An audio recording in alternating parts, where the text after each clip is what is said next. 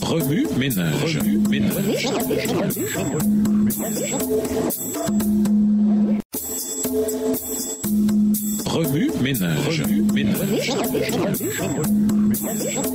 Bienvenue à notre émission Remue ménage. Voilà la leçon de dimanche, intérioriser, une alliance brisée. Josué comprit que la défaite d'Aï était imputable au retrait de la bénédiction divine aux Israélites, comme ils avaient violé son alliance. Dieu ne pouvait plus continuer à les bénir. Il ne s'agissait pas simplement du péché personnel d'un individu. Tout le camp d'Israël était collectivement responsable de son alliance avec Dieu. Les Israélites ont péché, ils ont rompu les engagements que je leur avais donnés de respecter. Ils se sont emparés des biens que je leur avais interdit de prendre. Josué 7, verset 11. Il s'agissait en vérité d'une crise nationale. Sur le plan juridique, les Israélites avaient rompu leur alliance avec Dieu, renonçant du coup à leurs privilèges en tant que peuple de l'alliance de Dieu. Par conséquent, ils étaient condamnés à la destruction, tout comme leurs ennemis, à moins que l'alliance ne puisse être réparée. Verset 12. Avant la prise de Jéricho, Dieu avait clairement indiqué que tout ce qui se trouvait à Jéricho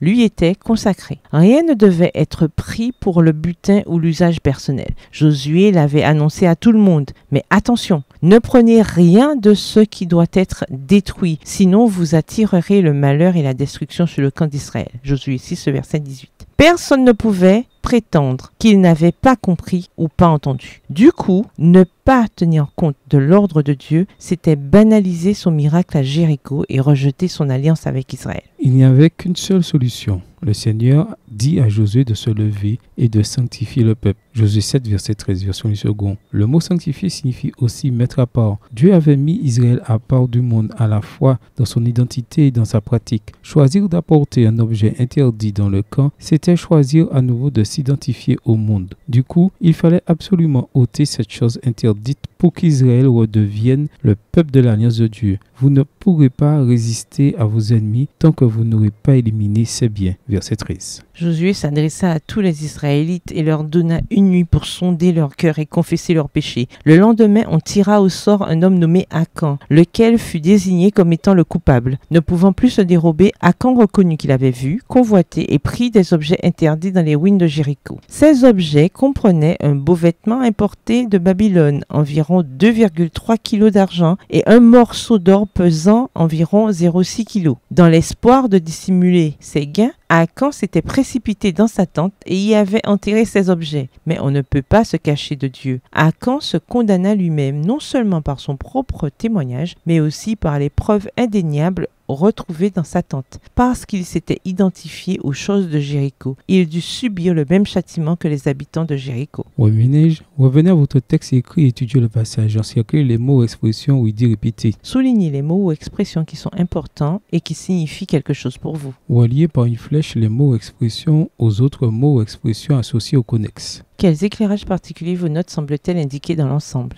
Mémorisez votre verset préféré tiré de Josué, les chapitres 7 et 8. Écrivez-le plusieurs fois pour vous le rappeler plus facilement. Comment faire la différence entre la convoitise et une bonne gestion? Comment nous prémunir contre la tentation de nous identifier aux choses du monde au lieu de nous en séparer? Au revoir. Et à demain si Dieu veut. Remue ménage.